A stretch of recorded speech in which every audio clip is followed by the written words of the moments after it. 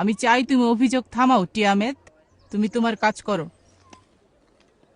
তীব্র দুর্গন্ধ ছড়ানো এসব পশুদের সঙ্গে আমরা কিভাবে থাকব? কারা এদেরকে খাওয়াবে?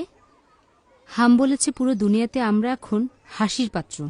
যাই হোক, তোমার স্বামী এখন কোথায়? সে কি তার তাঁবুতে? আমরা হয়তো যাব না। হাম কি নুহকে এ বিষয়ে কিছু বলেছে? আমি নিশ্চিত যে নুহ এটা বুঝতে পারবে। আমরা খুব ধনী হতে যাচ্ছি।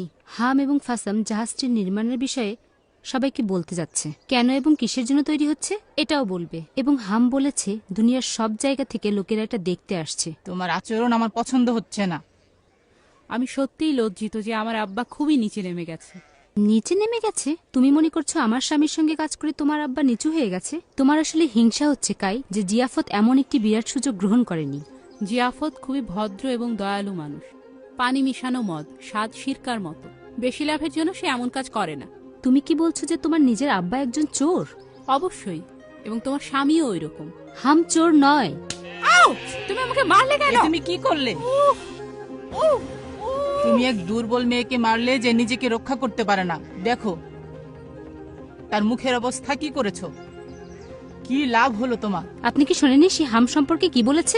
হামের বিরুদ্ধে কেউ খারাপ কথা বললে আমি কিছু করব না। মুখের দিকে তাকিয়ে যখন সে দাগগুলো দেখবে তখন বুঝতে পারবে মিথ্যা কথার ফল কি হয়।